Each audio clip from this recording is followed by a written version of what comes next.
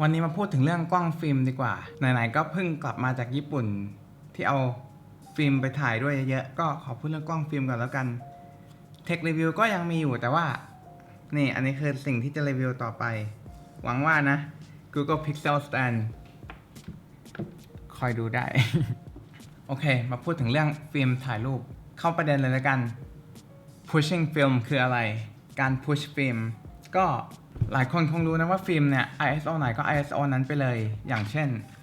อันนี้เป็นฟิล์มที่ ISO 200 ก็คือความเซนซิทีฟต่อแสงอยู่ที่ ISO 200 ไม่เหมือนกล้องดิจิตอลที่มันจะเปลี่ยนขึ้นลงตามใจได้เพราะมันเป็นเซนเซอร์ดิจิตอลเนาะแต่อันนี้ก็เหมือนว่าเป็นเซนเซอร์อันหนึ่งไปเลยแต่ว่ามันก็ไม่เชิงว่าจะเปลี่ยน ISO ไม่ได้เลยสักทีเดียวคือยังไงไปดูกันสำหรับคนที่ไม่รู้นะอันนี้เบสิกมากๆเลยในการถ่ายรูปหรือวิดีโอหรือว่าเรื่องภาพอะไรพวกนี้ ISO ยิ่งน้อยก็ยิ่งไวต่อแสงน้อยอย่างเช่นถ้าเรามีฟิล์ม ISO 100จะไปถ่ายในที่มืดมากก็ต้องเปิดชัตเตอร์นานให้แสงมันโดนเซนเซอร์หรือฟิล์มนานขึ้นเพื่อที่ได้ภาพที่มัน expose ถูกต้องอย่างแบบไม่มืดไปไม่สว่างไปอันนั้นคือ ISO 100นะถ้าเราอยากถ่ายภาพในที่มืดก็ใช้ ISO สูงๆเช่น800หรือ1,600อะไรอย่างนี้แต่ถ้าเกิดเราไปเที่ยวอยู่แล้วเรามีฟิล์มแค่สมมติ100แล้วเราอยากถ่ายภาพในที่แสงน้อยให้ไม่มี motion blur เพราะว่าชัตเตอร์ที่นานเราทำยังไงและนั่นแหละคือเวลาให้เราจะมา push film กันการ push film ก็คือการมิเตอร์แสงให้เป็น ISO ที่เราอยากจะต้องถ่ายจริงๆเช่นอย่างที่เราบอกไปสมมติฟิล์มอันนี้ ISO 200เรา push 1 stop ก็คือเพิ่มขึ้นเพิ่ม ISO เป็น400 1 stop นะจาก200ไป400อันนี้แล้วก็ push 1 stop ถ่ายเหมือนใช้ฟิล์ม400ไปเลยแล้วเวลาล้างฟิล์มนะก็ล้างให้นานขึ้นเหมือนเวลาเราล้างฟิล์ม ISO 400เช่นสมมุตินะอันนี้เรียกสมมุตินะฟิล์ม ISO 200เนี่ยสมมุติต้องแช่ในน้ำยาอยู่สัก2 นาทีถ้าเรา push 1 stop อันนี้เลขสมมุตินะย้ำ สมมุติว่าต้องล้างฟิล์ม ISO 400ต้องแช่4 นาทีแล้วก็แช่ไปนานขึ้นอีกเท่า push มากกว่า1 stop ได้ไหมได้200 1 stop ก็เป็น400อีก1 stop ก็เป็น800ก็คือ push 2 stop เวลาล้างแช่ในน้ำยาก็คือเราก็ปฏิบัติกับมันเหมือนว่ามันเป็นฟิล์ม ISO 800น่ะก็ล้างแช่ให้นานขึ้นอะไรอย่างนี้เพราะว่าอะไรรู้ไหมฟิล์ม200มันต้องโดนแสงนานใช่ไหมเพื่อที่จะได้ภาพแบบ expose ถูกต้องขึ้นมาชัดเจนไม่สว่างไปไม่มืดไปแต่ในเมื่อเราปฏิบัติมันเป็นฟิล์ม400หรือ800แล้วนะกล้องก็จะเข้าใจว่าเอ้ยนี่ฟิล์ม400นี่หว่าไม่ต้องเปิดชัตเตอร์นานภาพก็ขึ้นแล้วถ้าเราไปล้างที่ ISO 200ปกตินะภาพก็จะมืดมันก็จะ underexpose แล้วก็ทดแทนด้วยการล้างให้มันนานขึ้นตาม ISO ที่เราเรทมันไว้แต่มันไม่ใช่ว่ามันจะเหมือนดิจิตอลที่แบบเปลี่ยนขึ้นเปลี่ยนลงได้นะเพราะในเมื่อเราล้างฟิล์มน่ะเราล้างทีก็ทั้งม้วนใช่ไหมฉะนั้นเราตั้ง ISO ไหนก็ควรจะถ่ายไปแบบนั้นทั้งม้วนเลยไม่ใช่ว่าเฮ้ยรูปนี้ตอนกลางคืนถ่ายสัก1,600เช้าวันต่อมาเอาฟิล์มม้วนเดิมไปถ่าย ISO 200อะไรอย่างงี้ไม่ใช่พุชก็พุชทั้งฟิล์มทั้งม้วนเลยทำไมไม่รู้แต่ว่าชอบเสียงผลของการพุชฟิล์มผลข้างเคียงของมันต่อรูปเป็นยังไงบ้างโอเคลิสต์มาเลยแล้วกัน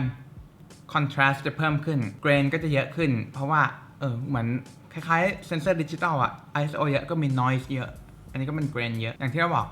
คอนทราสต์ก็จะมีความสว่างก็สว่างมากมืดก็มืดมากไม่ใช่แบบสีพาสเทลซีดๆแล้วตัวอย่างให้ดูแล้วกันสีอย่างที่บอกก็จะสดขึ้นด้วยมันมีความอิ่มตัวมากขึ้น saturated โอเคเป็นยังไงไปดูกัน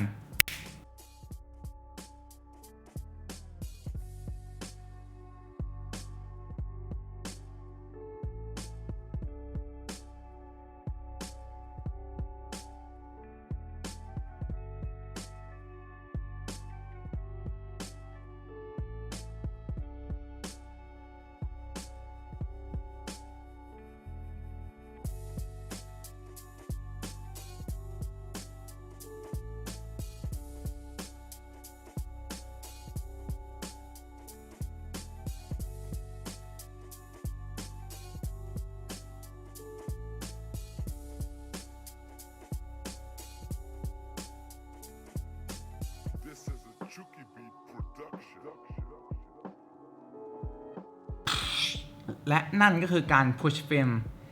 มไม่ได้มีแค่การพุชอย่างเดียวนะ พูลก็ได้อย่างสมมติเรามีฟิล์ม ISO 400อยากจะถ่ายที่แสงมากแต่อยากใช้ shutter speed ช้าๆหรือรูรับแสงกว้างๆก็พูลได้เหมือนกันสมมุติอยากจะถ่ายฟิล์ม400ที่ ISO 100ก็จะพูล2 stop จาก400มาเป็น200จาก200เป็น100 2 stop เวลาล้างก็ล้างให้มันเร็วขึ้นไม่ต้องแช่น้ำยานานแค่นั้นเองอ้อถ้าเกิดใครที่ไม่ล้างเองจะส่งไปให้ร้านล้างต้องทำยังไงโอเคถ้าสมมติเป็นฟิล์ม35มิลลิเมตรมันก็จะมีพื้นที่ว่างให้เขียนโน้ตอยู่ส่วนมากถ้าเขียนว่าบวก1ก็จะรู้กันว่า push 1 stop บวก2ก็ push 2 stop ลบ1ก็ pull 1 stop อย่างอันนี้เราถ่ายฟิล์ม medium format มา Lomo color ISO 800เรา push 1 stop เป็น ISO 1600อันนี้ไปถ่ายอะไรที่มันแบบ fast moving มาอะไรที่มันขยับเร็วๆเราอยากจะ freeze motion ไม่งั้นภาพเบลอแล้วก็เลยโอเคลุยเลย1,600เดี๋ยวจะเอาไปล้างละ หวังว่าวิดีโอนี้จะเป็นประโยชน์สำหรับ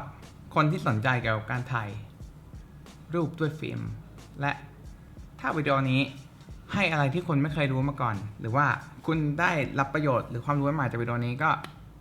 พิจารณากดไลค์และหรือ subscribe ด้วยขอบคุณมากแล้วเจอกันวิดีโอหน้าจะรีวิวหรือว่าเป็นวล็อกทริปญี่ปุ่นหรือ